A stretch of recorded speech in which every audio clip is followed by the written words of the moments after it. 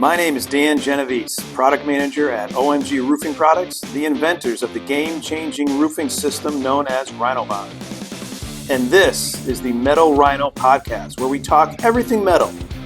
Not heavy metal, but instead RhinoBond for standing seam metal retrofit roofing.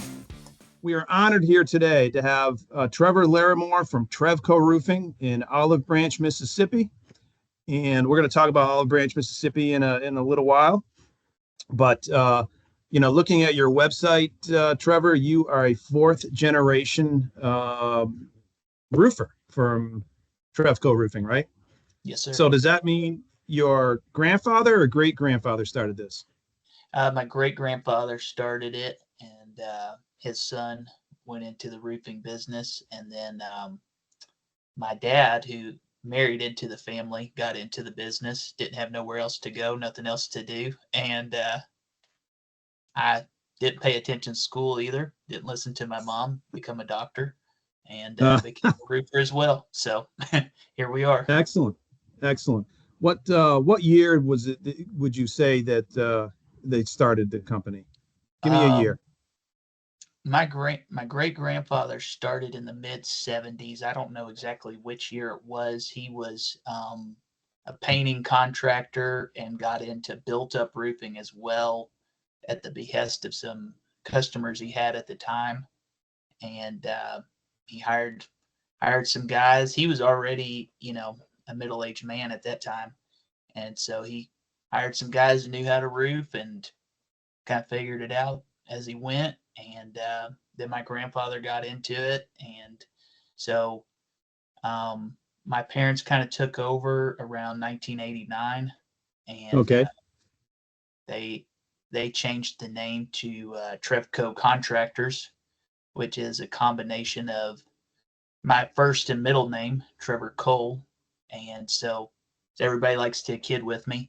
I had no other options but to get into the business. Obviously, it was named after me. So here I am.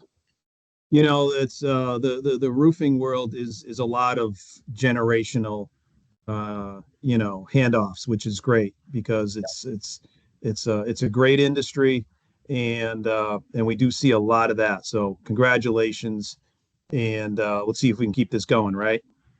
Sounds good. All right. So we're here today to talk about RhinoBond and metal retrofits.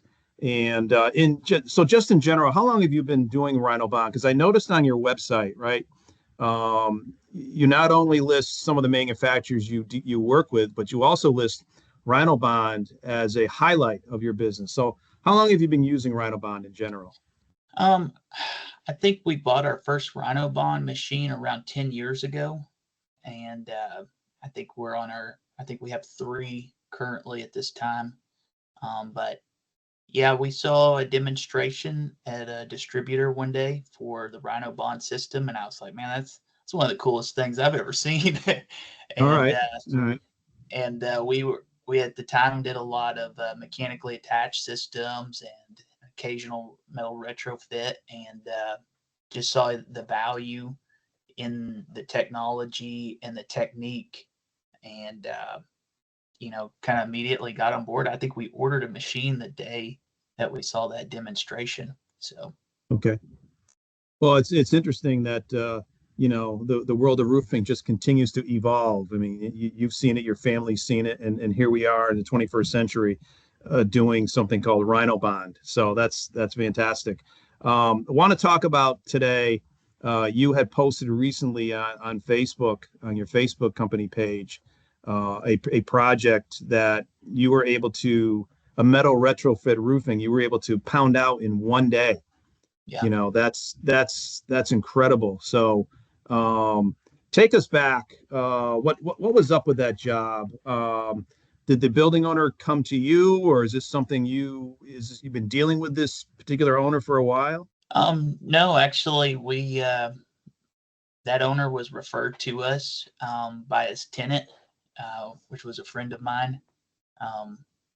He came to us, said, hey, I've got several roof leaks. Can you take a look at it? And we went out there cold, never seen the building before, looked at it. It was a pretty typical pre-engineered metal building, had kind of typical pre-engineered metal building problems that are 30 years old. That particular one had internal gutters and a parapet wall. The gutters were rotted out, had holes in them. Just general problems. They had fasteners that were leaking. They had joints in the metal that were leaking, flashing issues, various problems. And, some of the typical problems you see with pre-engineered metal buildings that are using parapet walls and internal gutter systems, it's all held together with screws and butyl tape and a lot of caulk, and Yeah. that doesn't age well. And then especially when nobody cleans gutters out, you have typical problems. So I looked at that, and kind of my operating procedure with these types of buildings is to just right out the gate offer them a retrofit system and just price it that way. I have spent way too much time in my life trying to chase down roof leaks on metal buildings. And then people wind up spending money and it doesn't fix the problem. And a lot of times it's design issues that you just really can't overcome without performing a retrofit, a single ply retrofit.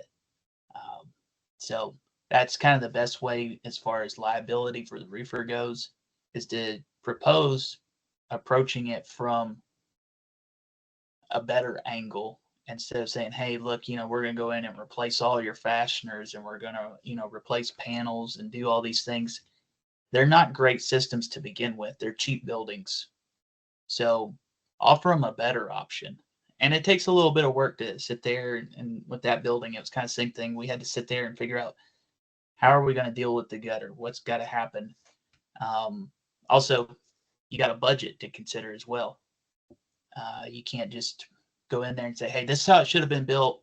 We're going to need, $500,000 to do this, which that was a small job. They didn't need $500,000, but still, especially if you've never worked with an individual, you're coming in and saying, hey, look, this isn't a small problem.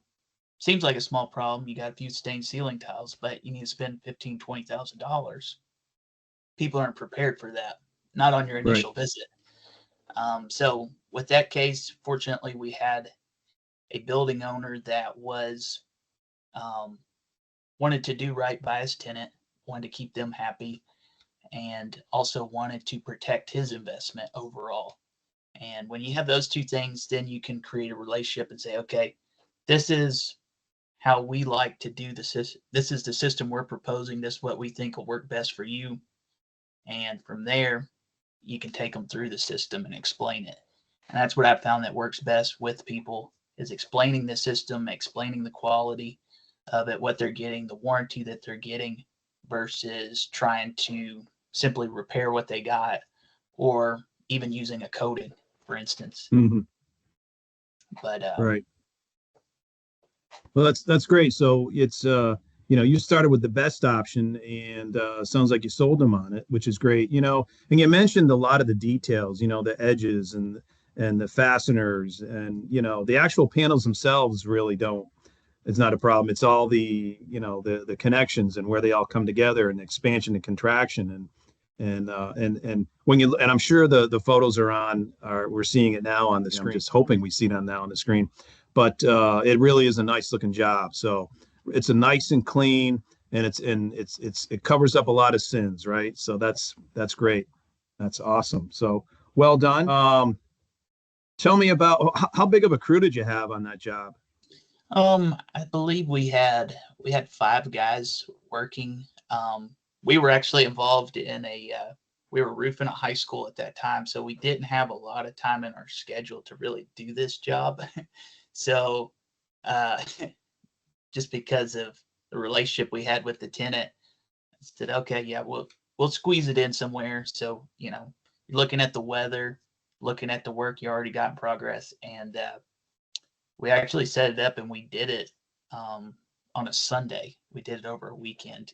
We started Sunday morning and wrapped it up, and Monday morning, me and one of my guys went over there and picked up our leftover materials, and we're out of their hair. And as well, you got a business operating, and this was their office area. So especially on a metal building, a lot of noise transfers from the roof to an office when you're up there working and you got guys moving around and you're laying insulation and you got a generator running and welders. And so we wanted to have as little impact on their business operation as well. And so we had a clean shot one weekend and we knocked it out over a Sunday. All right. And so you filled the flutes with flute fill insulation, right? Yep. Did you put a cover board on it? My personal preference with these systems is to go a little bit heavier. I like to do an 1.5 or a 2-inch piece of ISO. Personally, you get a little more density, and depending on the gauge of the roof panel and the style of that roof panel, it can really help with just kind of firming and giving you a nice feel to that roof.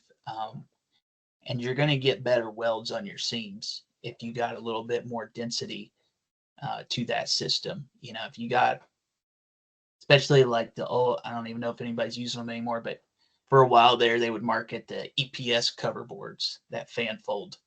And I was never a big fan of those. I used it one time and it was so soft, it really affected that hot air welder, our big robot. It just kind of sank a little bit in there and didn't always get the best welds. But I like 1.5 or 2 inches of ISO is my preference on that. All right. Then you fastened it down, of course, with the RhinoBond plates. Yep. All right. And did you fasten into the purlins? Oh yeah, absolutely. Yeah. Okay. That's great news. Gives you tremendous holding power as opposed to just being into the panels. Did we come out and do a pull test, or you knew that was going to work? I usually don't do a pull test on purlin fasteners unless there's just a lot of evidence of like rust, on the panels. With purlins, which on this building the purlins looked in really good shape, so I just rolled with it. And you can kind of tell too if you have, when you're putting fasteners in, you know when you're getting a good bite and when it's too soft, especially with purlins. Right. But same with, if you're using if you got a metal deck and a number 15 screw, if it's not biting well on an older building. You can feel that, and you can sometimes see it. Or if you get, your screws popping and your plates are looking funny and that screw is already starting to back out before your membrane even goes down, then you got problems. But with this, especially with the purlins, I really don't hesitate to just roll on with it. Right. Great. So I imagine you didn't use any half sheets. These were full sheets. Yes, on this job, we might have had one half sheet just simply for the fact that it was a smaller project. I think this was like 2,000 square feet total. So